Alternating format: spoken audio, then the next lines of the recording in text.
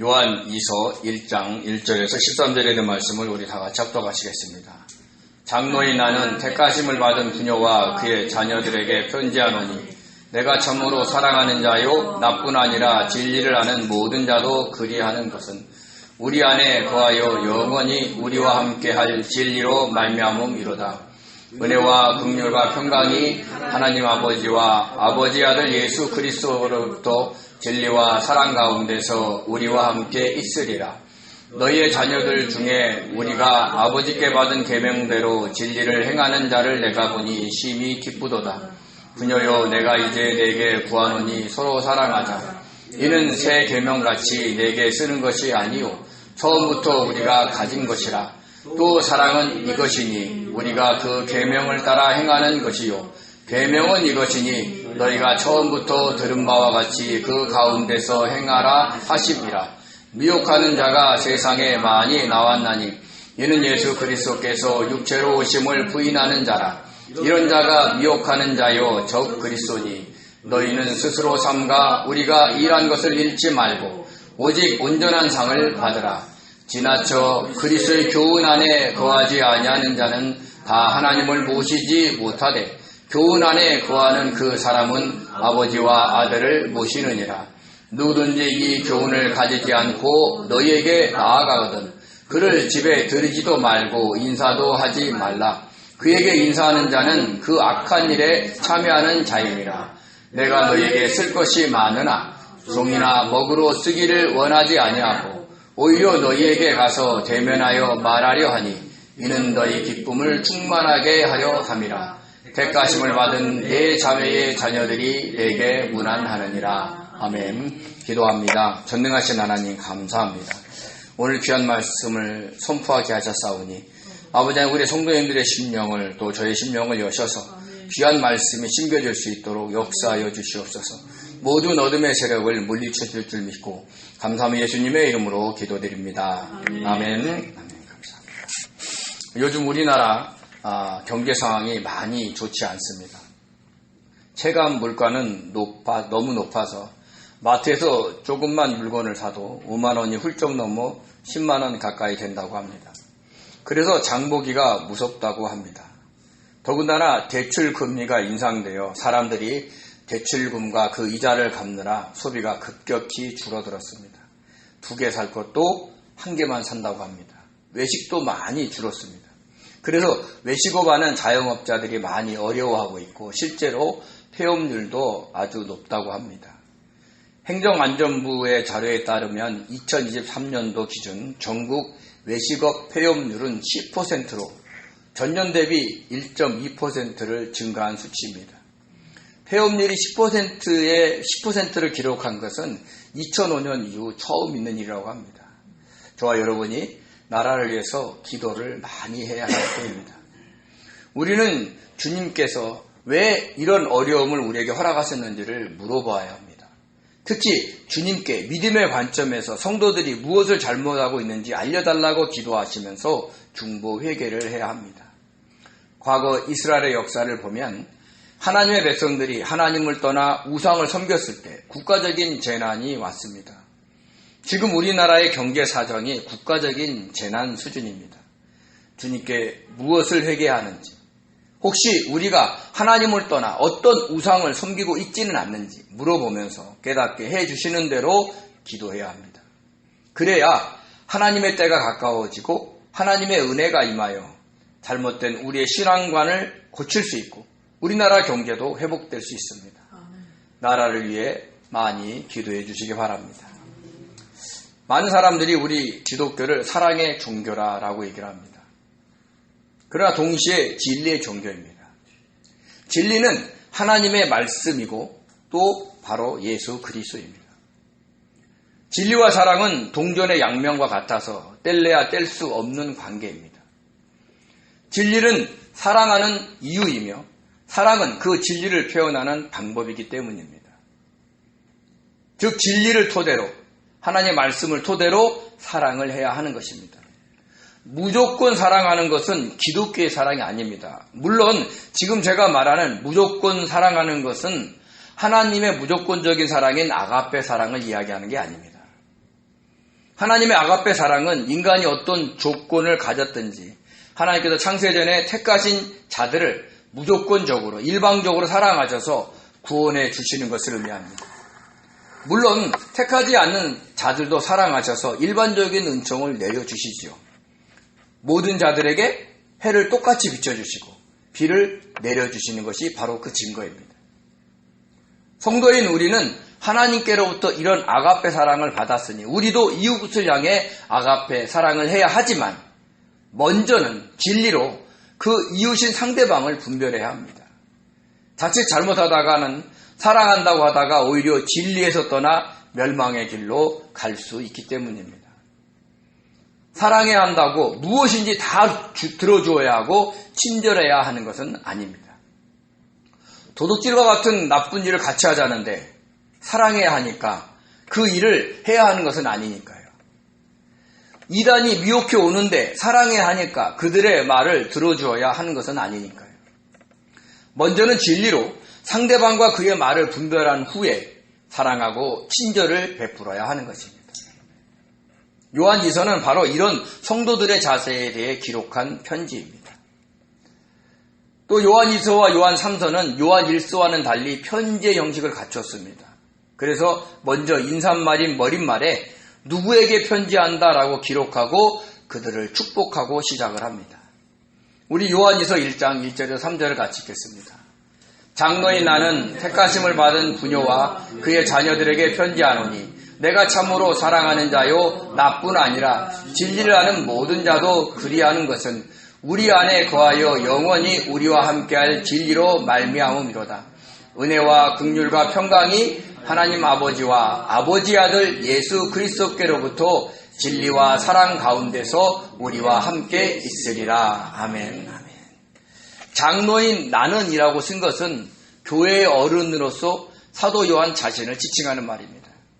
그리고 그 편지의 수신자는 택하심을 받은 부녀와 그 자녀들이라고 했습니다. 택한의 에클렉토스는요, 정선된, 선택된 이라는 뜻이 있습니다.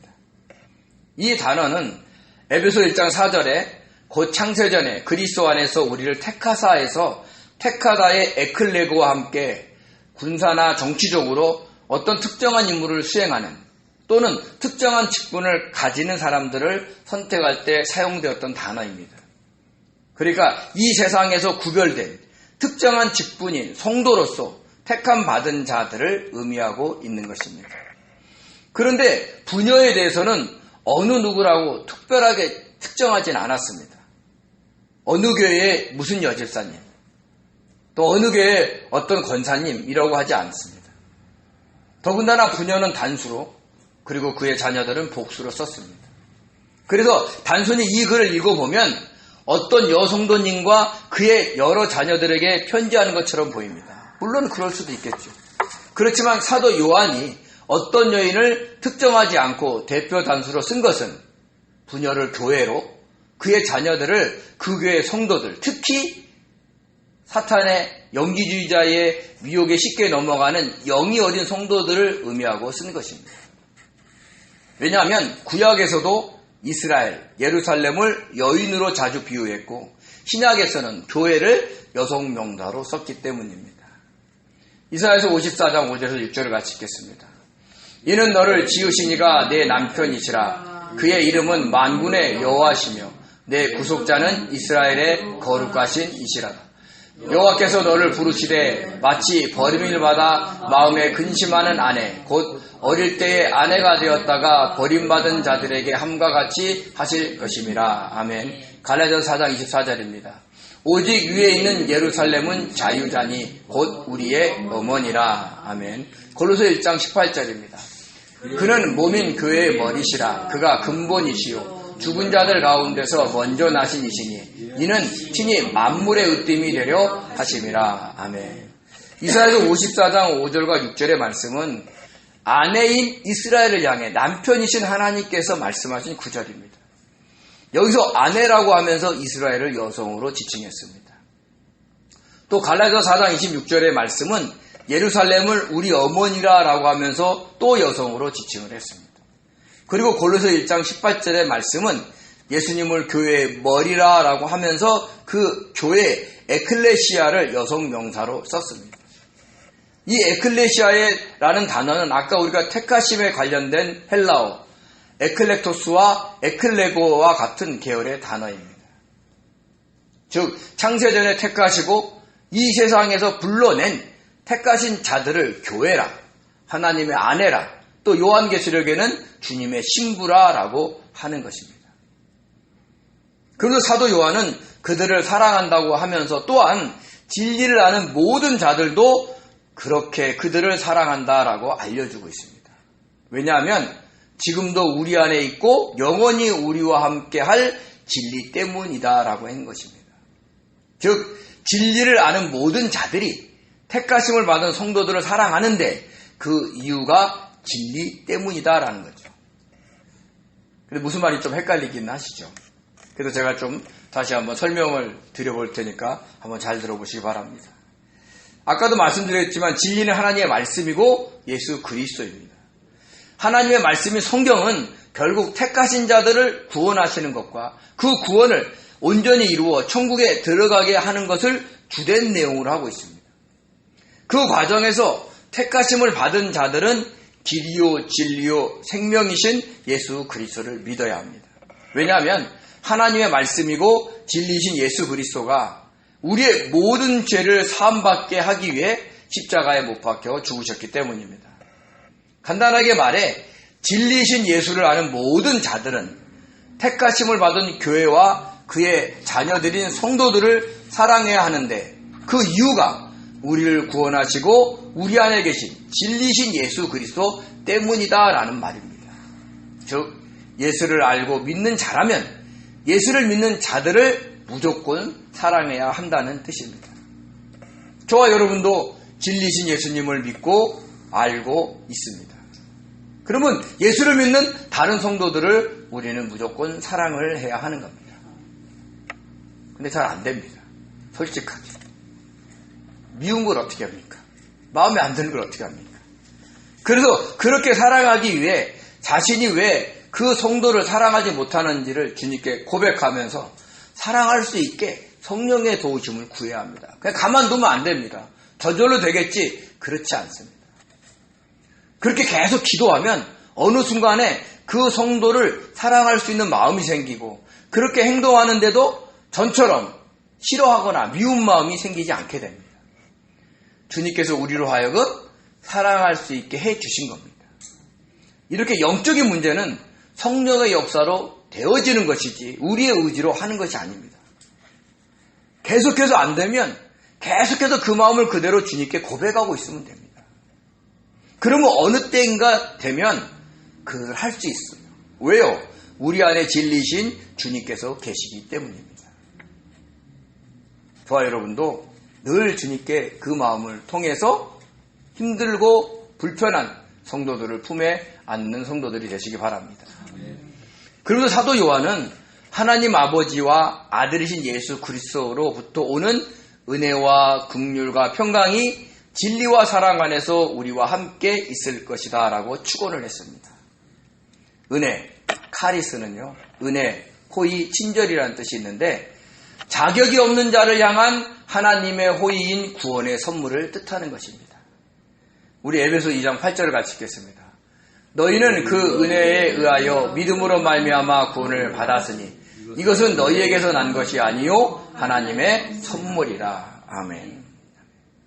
자, 긍휼의 헬라어 엘레오스는 불쌍히 여김, 동정, 자비라는 뜻이 있는데 하나님께서 죄인인 우리들을 불쌍히 여기셔서 구원하여 주시는 것을 의미합니다. 우리 디도서 3장 5절을 같이 읽겠습니다. 우리를 구원하시되 우리가 행한 바 의로운 행위로 말미암지 아니하고 오직 그의 긍휼하심을 따라 중생의 씻음과 성령의 새롭게 하심으로 하셨나니. 아멘.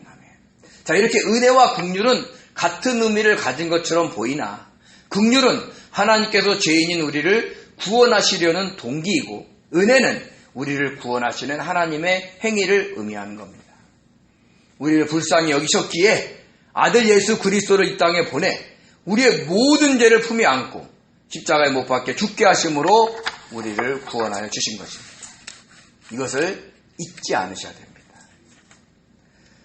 평강의 헬라어 에이레네는 평강, 평화, 복지, 영광이라는 뜻이 있는데 이것은요, 이런 하나님의 구원의 은혜와 긍휼이 무엇인지 알고 믿고 느끼는 성도가 누리는 마음의 상태를 의미합니다. 우리 요한복음 14장 27절을 같이 읽겠습니다. 평안을 너희에게 끼치노니 곧 나의 평안을 너희에게 주노라. 내가 너희에게 주는 것은 세상이 주는 것 같지 아니하니라. 너희는 마음에 근심하지도 말고 두려워하지도 말라. 아멘. 하나님이 우리를 불쌍히 여기셔서 그 은혜를 주셨기 때문에 우리는 죽으면 어디로 가요? 천국 가죠. 그 평강이 우리에게 있어야 되는 거예요. 저와 여러분은 연약하기 때문에 그 죽음의 문 앞에서 쉽지 않아요. 지금은 다 놓고 갈 것 같죠. 근데 막상 그것이 문 앞에 와 있다 그러면 어렵습니다. 그래서 주님께서 히브리어에서 뭐라고 했냐면 그 죽음의 공포에서 넘게 하기 위해서 주님이 죽어주셨다고 얘기를 하는 거예요. 아무것도 아니라는 거죠. 마치 어린아이가 엄마 뱃속에서 태어날 때는 죽을 것 같은 고통 속에 태어나지만 태어나면 새로운 세상이 있듯이 저와 여러분이 그 죽음의 운턱을 벗어나면 우리는 새로운 천국을 맛볼 수 있다는 거죠. 그것을 아는 자가 누리는 평강인 거예요. 그러니까 이 세상에 아무 근심 걱정 없고 막 아무 문제가 없는 그런 평안이 아닌 겁니다. 그래서 사도 요한은 이 편지 먼저 서두에 하나님과 아들이신 예수 그리스도로부터 오는 은혜와 긍휼과 평강이 있기를 원한다라고 한 것입니다. 근데 전제 조건이 있어요. 뭐냐? 그것은 진리와 사랑 안에서입니다. 이 말씀은 구원의 길이요 진리신 주님을 알고 그 주님의 사랑을 실천하는 성도에게 임하기를 원한다는 거예요. 뭐가? 하나님의 은혜와 긍휼과 평강이 말입니다. 사실 요한 2서와 3서는 요한 1서의 요약이며 실천 강령입니다. 그래서 요한 1서에서 강조한 예수 그리스도께서 육체로 오신 것을 시인하는 영, 예수를 그리스도로 믿는 자, 예수를 하나님의 아들로 믿는 자라는 진리와 형제를 사랑하라는 사랑의 실천을 강조하고 있는 겁니다. 그 가운데서 하나님과 예수 그리스도부터 오는 은혜와 긍휼과 평강이 있기를 기원하는 것입니다. 그래서 우리가 진리와 사랑을 놓치면 절대로 안 됩니다. 그리고 연이어서 그 진리와 사랑의 실천이 어떤 것인가를 강조를 했습니다. 우리 요한이서 1장 4절에서 6절을 같이 읽겠습니다. 너희 자녀들 중에 우리가 아버지께 받은 계명대로 진리를 행하는 자들을 내가 보니 심히 기쁘도다. 부녀요, 내가 이제 내게 구하노니 서로 사랑하자. 이는 새 계명같이 내게 쓰는 것이 아니요 처음부터 우리가 가진 것이라. 또 사랑은 이것이니 우리가 그 계명을 따라 행하는 것이요 계명은 이것이니 너희가 처음부터 들은 바와 같이 그 가운데서 행하라 하심이라. 아멘. 사도 요한은 하나님께 받은 계명대로 진리를 행하는 자를 보니 너무 기쁘다라는 거죠. 사실 목회자들도 자신이 전하는 십자가의 복음대로 순종하며 살려는 성도들을 보면 기쁘고 좋습니다. 말씀을 순종하며 사는 것이니까요. 근데 사도 요한은 그 계명에 대하여 요한 1서와 그리고 요한복음에서 이렇게 이야기를 했습니다. 우리 요한 1서 3장 23절입니다. 그의 계명은 이것이니 곧 그 아들 예수 그리스도의 이름을 믿고 그가 우리에게 주신 계명대로 서로 사랑할 것임이니라. 아멘. 요한복음 13장 34절입니다. 새 계명을 내게 주노니 서로 사랑하라. 내가 너희를 사랑한 것 같이 너희도 서로 사랑하라. 주님이 우리를 어떻게 사랑하셨어요? 십자가에서 죽기까지 사랑하셨어요. 그렇게 사랑하라라고 이야기를 한 겁니다. 즉 하나님의 아들 예수 그리스도의 이름을 믿고 주님께서 명령하신 새 계명대로 서로 사랑하는 자를 보니 너무 기쁘다는 것입니다. 그러면서 한 번 더 부녀요, 내가 이제 내게 구하노니 서로 사랑하자. 부녀는 그 진리를 알고 있는 교회를 의미합니다. 그래서 자연스럽게 진리와 사랑의 실천에 대해서 자연스럽게 다시 한번 강조를 한 것입니다. 그런데 이것은요, 처음부터 이미 가진 것이다 라고 했습니다. 왜냐하면 구약에서도 하나님을 사랑하고 이웃을 사랑하라고 했고 신약에서 주님도 모든 율법과 선지자의 강령이 하나님 사랑과 이웃 사랑이다라고 이야기를 하셨기 때문입니다. 신명기 6장 5절을 같이 읽겠습니다. 너는 마음을 다하고 뜻을 다하고 힘을 다하여 내 하나님 여호와를 사랑하라. 레위기 19장 18절입니다. 원수를 갚지 말며 동포를 원망하지 말며 내 이웃 사랑하기를 내 자신같이 사랑하라. 나는 여호와니라. 아멘. 마태복음 22장 37절에서 40절입니다. 예수께서 이르시되 내 마음을 다하고 목숨을 다하고 뜻을 다하여 주 너의 하나님을 사랑하라 하셨으니 이것이 크고 첫째 되는 계명이요 둘째도 그와 같으니 내 이웃을 내 자신같이 사랑하라 하셨으니 이 두 계명이 온 율법과 선지자의 강령이니라. 아멘. 강령이다의 헬라어 크레만 니미는요 매달다라는 뜻이 있습니다. 그러니까 모든 율법과 선지자가 하는 말한 것이 뭐에 달려 있어요? 하나님 사랑과 이웃 사랑에 다 매달려 있다는 거예요. 그러니까 율법을 우리가 지키지 못하잖아요. 근데 뭐만 하면 돼?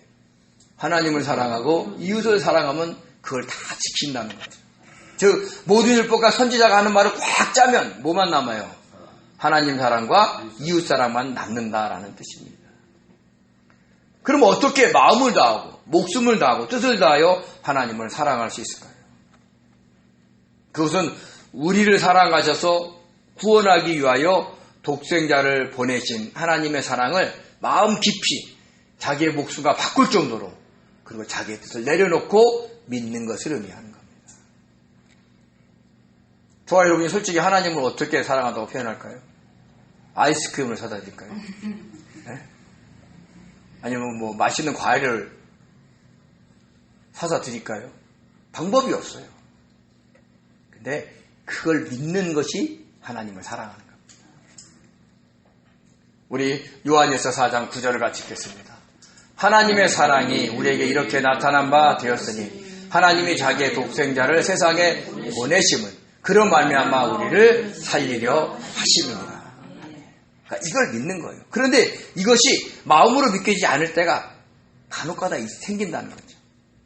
또 솔직히 안 믿어질 때도 있습니다. 어떨 때냐? 너무 삶이 힘들 때, 또 몸이 너무 아플 때, 사람과의 관계가 잘 안 풀릴 때, 우리는 때론 하나님의 사랑을 잘 느끼지 못할 때가 있습니다. 그럴 때 우리 안에 내주하고 계시는 성령께 기도해야 됩니다. 너무 힘드니까 하나님의 사랑이 잘 믿겨지지 않고 느껴지지 않아요. 하나님이 사랑한다면 나를 이렇게 놔둘 수 없다 이런 거죠. 그건 우리의 생각이에요? 하나님의 생각이에요? 우리의 생각인 거예요. 그래서 성령께 하나님이 우리를 사랑한다는 것을 믿게 해달라, 느끼게 해달라 기도해야 되는 거예요. 그러면 성령께서 그 하나님의 사랑을 믿어지게, 느껴지게 해줍니다. 기도는요, 이런 영적인 세계 속에서는 기도가 모든 맞는 키인 거예요. 그럼 성령께 기도하면 어떻게 되느냐? 우리 안에 내주하고 계신 하나님의 영인 성령이 바로 진리의 영이시기 때문에 우리를 깨닫게 해준다는 거죠. 우리 요한복음 16장 13절입니다. 그러나 진리의 성령이 오시면 그가 너희를 모든 진리 가운데로 인도하시리니 그가 스스로 말하지 않고 오직 들은 것을 말하며 장래일을 너희에게 알리시리라. 아멘. 그러니까 성령의 역사는 병든 자를 치료하고 어떤 일을 되게 하고 이런 어떤 놀라운 두나미스적인 그 파워가 느껴지는 것도 있지만 진리를 깨닫게 해주는 것도 있다는 거예요. 하나님의 사랑이 안 믿어지는데 믿어지게 만드시는 거예요. 주님이 십자가에 나를 위해서 돌아가셨는데 그걸 믿어지게 만드는 거예요. 그게 성령의 역할이라는 걸 우리는 아시기 바랍니다. 그래서 사실 성경에서 말하는 진리는 우리를 향한 하나님의 사랑을 말하는 것입니다. 우리를 불쌍히 여겨 우리를 살리시기 위해 자기 아들 독생자를 세상에 보내신 것이 진리이고 그 은혜를 알고 그 사랑을 실천하는 것이 서로 사랑하는 것입니다. 그것을 성령께서 깨닫게 하신다는 것입니다. 그러므로 하나님의 사랑이 믿겨지지 않을 때 진리의 영이신 성령께 기도하시기 바랍니다. 가족과 형제와 이웃을 사랑하지 못할 때 진리의 영이신 성령께 기도하시기 바랍니다. 그러면 확실히 믿어지는 순간이 오고 서로 진심으로 사랑하는 순간이 오게 될 줄 믿습니다. 그런데 이런 하나님을 사랑하고 이웃을 사랑하는 것이 이미 구약의 율법에서부터 있어 왔죠. 그래서 처음부터 들은 것이요 가진 것이다 라고 한 것입니다. 그것을 다시 주님께서 새 계명으로 서로 사랑하라 한 거고, 다시 사도 요한이 서로 사랑하라고 지금 강조를 하고 있는 겁니다. 그렇지만 당시 이런 진리와 사랑을 부정하는 자들이 있습니다. 바로 영지주의자들이었습니다. 우리 요한에서 1장 7절에서 9절을 같이 읽겠습니다. 미혹하는 자가 세상에 많이 나왔나니 이는 예수 그리스도께서 육체로 오심을 부인하는 자라. 이런 자가 미혹하는 자요 적 그리스도시니 너희는 스스로 삼가 우리가 일한 것을 잃지 말고 오직 온전한 상을 받으라. 지나쳐 그리스도의 교훈 안에 거하지 아니하는 자는 다 하나님을 모시지 못하되 교훈 안에 거하는 그 사람은 아버지와 아들을 모시느니라. 아멘. 사도 요한은 예수께서 육체로 오심을 부인하는 자를 미혹하는 자 적 그리스도라고 했고, 그들이 세상에 이미 많이 나왔다라고 했습니다. 당시 영지주의자들을 의미하고 또 영이 어린 성도들이 거기에 많이 미혹이 되어 있는 상태였기 때문입니다.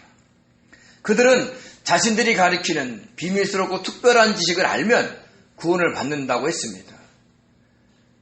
영과 육은 또 서로 아무런 관련이 없기 때문에 육신으로 금욕하며 살든 방탕하게 살든 영의 구원과는 전혀 상관이 없다고 했습니다. 즉 자신들이 가르치는 지식만 알면 구원받았으니 마음대로 하고 싶은 대로 살아도 된다라고 한 것이죠. 유혹하는 겁니다.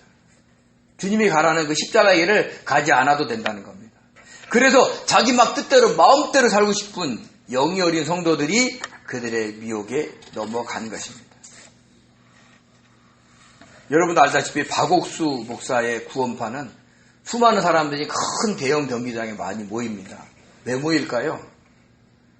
자기네 지도자들이 구원한 날짜를 알려주면 그때부터는 그냥 마음대로 살아도 됩니다. 자기 하고 싶은 대로. 그러니까 사람들이 몰려드는 겁니다. 그러니까 십자가의 길은 많은 사람이 가지 않습니다.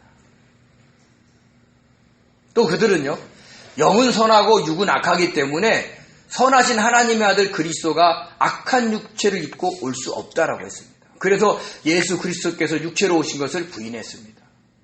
그들을 사도 요한이 미혹하는 자, 적 그리스도라고 한 것입니다. 그리스도를 대적하는 자들이다라는 뜻이죠. 그러면서 스스로 자신을 살펴서 사도 요한뿐만 아니라 다른 지도자들이 전한 그 예수 그리스도의 이름을 믿고 주님이 주신 계명대로 서로 사랑하는 것을 잃지 말면서 온전한 상을 받으라라고 이야기를 한 거죠. 온전한의 헬라어 플레레스는요, 가득한, 충만한, 완전한, 충실한 뜻이 있습니다. 상은 미스도스입니다. 그러니까 어떤 것을 한 것에 대한 보상을 의미하는 겁니다.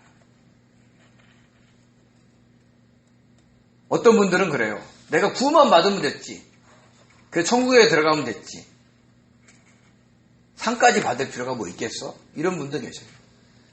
근데 하나님은 상을 주시려는 분이에요. 그럼 상을 받으려면 어떻게 돼요? 하나님의 뜻대로 살아야 돼요.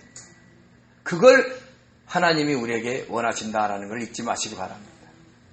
근데 여기 플레레스에서 유래된 충만하다 플레로가 있는데 이것은 언제 썼냐면 성령의 충만함을 받을 때 사용된 단어입니다. 우리 에베소 5장 18절을 같이 읽겠습니다. 술 취하지 말라. 이는 방탕한 것이니 오직 성령으로 충만함을 받으라. 아멘. 자, 그러니까 온전한 상은 성령의 충만함을 받아, 즉 성령의 도우심을 받아 예수 그리스도의 이름을 믿고 서로 사랑함으로 보상을 받는 겁니다. 그러니까 우리의 힘과 능력으로 야, 내가 너는 사랑할 수 있어. 내가 너는 사랑해 줄게. 이게 아니라는 거예요. 오직 성령의 충만함을 받아 그분이 주신 능력으로 주님을 믿고 서로 사랑해야 하나님이 주시는 상을 받을 수 있다라는 얘기를 하는 거예요. 그래도 이런 하나님이 주신 상을 받지 못하는 사람들은 하나님을 모시지 않는 사람이다라고 얘기합니다. 그래서 사도 요한은 그리스도의 교훈, 즉 진리 안에서 서로 사랑하는 것에 거하지 않는 자는 하나님을 모시지 못하는 것이고 그 교훈에 거하는 자는 하나님을 모신 자다라고 했습니다. 그러므로 우리 안에 하나님과 주님을 모시기 위해서는 주님께 자신이 누구를 사랑하지 못하는 것을 기도하면서 사랑할 수 있게 역사해달라고 성령의 도우심을 구해야 합니다. 늘 말씀드리지만 기도했다고 당장 되어지지 않습니다. 사랑하지 못하는 것을 안타까워하면서 늘 기도하고 있으면 하나님의 때에 성령께서 역사하셔서 사랑할 수 있게 되는 거예요. 우리는 그저 늘 깨어서 자신을 살피면서 기도만 하고 있으면 되는 거예요. 그러면 성령의 충만함을 프레로가 돼서 그걸 할 수 있게 해준다는 거예요. 그렇지만 우리가 잊지 않아야 될 것은 그 영지주의와 같은 이단들은 철저하게 경계를 해야 합니다. 우리 요한일서 1장 10절에서 11절 같이 읽겠습니다. 누구든지 이 교훈을 가지지 않고 너희에게 나아가거든 그를 집에 들이지도 말고 인사도 하지 말라. 그에게 인사하는 자는 그 악한 일에 참여하는 자임이라. 아멘. 그리스도의 교훈은 그리스도인인 자신이 하나님의 아들로서 육체를 입고 이 땅에 오셔서 천국 복음을 전하신 후에 우리의 모든 죄사함을 위해 십자가에 못 박혀 죽으셨다는 진리 안에 거하면서 우리로 하여금 서로 사랑하라라는 겁니다. 이 교훈을 가지지 않고는 영지주의자들은 집에 들이지도 인사도 하지 말라라고 했습니다. 왜냐? 서로 인사하기 시작하면 대화하게 되고 대화하다 보면 그들의 교리에 대해서 말을 하게 되기 때문에 그렇습니다. 그러면 그들의 거짓 교리에 서서히 넘어갑니다. 하나님의 교회 사람들은요, 태블릿 PC 같은 걸 들고 다니면서 동영상으로도 막 보여줘요. 그래서 거기에 약간만 귀 기울이면 싹 빠지게 될 수 있습니다. 그래서 인사하는 것 자체도 그 악한 일에 참여하는 것이다라고 강력하게 공부를 한 겁니다. 왜요? 그들이 이단의 교리를 할 수 있는 통로를 열었기 때문에 악한 일에 참여하는 것인 거예요. 그래서 저와 여러분은 이단과 논쟁은 하지 않아야 합니다. 성경의 지식이 있는 사람도 그들과 대화하는 것을 권하지 않습니다. 그래서 어떨 때는 인사도 하지 않고 매몰차게 가라고 해야 됩니다. 그래야 다시 안 올 수 있기 때문입니다. 근데 사실 주님을 믿는 성도로서 누구에게 매몰차게 말한다는 게 쉽지 않습니다. 근데 그렇게 하지 아니하면 다시 오고 계속해서 연락을 취하니까 그렇게라도 해야 그들이 오지 않습니다. 요즘 이단들은 자신들만의 해석으로 안상홍 씨를 재림주로 만듭니다. 이만희 씨를 보혜사로 새 요한으로 만듭니다. 그들은 성경 전체를 보기보다는 자기들이 잘 해석해서 그 안상홍 씨를 재림주로 이만희 씨를 보혜사로 만들 수 있는 어떤 특정 부분에 대해서만 열심히 공부를 합니다. 주로 창세기, 선지서, 그 다음에 마태복음 23장 24절 그리고 요한계시록을 주로 봅니다. 우리는요 성경 66권 전체를 예수님이 우리를 사랑하셔서 십자가에 못 박혀 죽으심으로 이뤄놓으신 그 구속의 관점에서 봐야 되는데 그들은 오직 자신들의 교주를 우상시하는 데에만 몰두를 하고 있는 것입니다. 그래서 그들과 대화를 하면 그 성경 부분만 달달 외워서 말하기 때문에 설득하기가 어렵습니다. 그러므로 성도들은 그들과 인사도 하지 않고 매몰차게 내쫓아야 할 때가 있다는 걸 아시기 바랍니다. 저는 또 개인적으로 신천지 교인들을 전도하기 위해서 그분들과 성경을 가지고 대화를 한 적이 있습니다. 근데 저의 말이 전혀 맥히지 않아요. 마치 앵무새처럼 배운 데만 막 얘기하십니다. 그래서 그것이 해석하는 게 잘못됐다고 막 다른 성경을 들이다 대도 안 믿습니다. 그래서 제가 깨달은 게 있어요. 이분들과 대화하는 것은 낭비다. 힘만 빠진다. 그래서 그 다음서부터는 대화하지 않습니다. 카톡이 오고 동영상도 보내줍니다. 그때마다 제가 보냅니다. 나중에 신천지에 실망해서 흔들릴 때 저희 교회 오세요. 저희 교회 우편함에 오면 천지일보 또 신천지 전단 엄청 많이 옵니다. 아무리 설득해도 안 돼요. 그래서 사도 요한이 말한 것처럼 인사도 하지 않아야 합니다. 그러나 그들의 구원을 위해서는 기도해야 됩니다. 특히 신천지 교인들을 위해서는 기도하십시오. 왜? 얼마 안 있으면 이만희 씨가 죽거든요. 왜? 인간인데 안 죽을 수가 없는 거예요. 근데 신천지 교인 중에 많은 분들이 이만희 씨가 영생불사할 것으로 믿거든요. 그래서 죽으면 흔들릴 겁니다. 물론 요새는 딥페이크 기술이 발달돼가지고 살아있는 것처럼 계속 위장할 수도 있고 그럴 수 있겠지만 언젠가는 교통이 나겠죠. 그러니까 그분도 곧 죽을 겁니다. 그럼 흔들릴 거거든요. 그럴 때 흔들리는 성도들이 다른 이단에 가지 말고 다시 정통교회로 와서 구원의 반열에 들어올 수 있도록 생각나시는 대로 기도해 주시기 바랍니다. 그리고 사도 요한은 자신이 쓰고 싶은 것이 많지만 종이와 먹으로 쓰기를 원치 않고 너희를 직접 만나 얼굴을 보면서 말하고 싶다라는 그 간절한 마음도 끝인사로 합니다. 우리 요한이서 1장 12절에 13절을 같이 읽겠습니다. 내가 너희에게 쓸 것이 많으나 종이와 먹으로 쓰기를 원하지 아니하고 오히려 너희에게 가서 대면하여 말하려 하니 이는 너희의 기쁨을 충만하게 하려 함이라. 택하심을 받은 네 자매의 자녀들이 내게 문안하느니라. 아멘. 당시뿐만 아니라 지금도 진리 안에서 서로 사랑해야 합니다. 진리는 하나님의 말씀이고 예수 그리스도입니다. 하나님의 아들이 예수 그리스도가 육신을 입고 이 땅에 오셔서 우리의 모든 죄를 사하시기 위해 십자가에 못 박혀 죽으셨고 부활 승천하셨다는 진리 안에서 주님이 다시 주시는 새 계명대로 서로 사랑하며 살아가야 합니다. 할 수 있으면 성도들이 현재 그 모습 그대로 품고 이해하고 참고 견디면서 섬기며 사랑해야 합니다. 누구를 변화시켜서 자기 마음에 들 때 비로소 사랑하려고 해서는 안 됩니다. 그 사람을 변화시키는 것보다 내 자신이 성령의 도우심을 받아 변화되는 것이 훨씬 빠릅니다. 영적으로 마음이 넓어져서 미운 사람들을 이해하고 받아들인 것이 더 빠르다라는 것을 이야기하는 겁니다.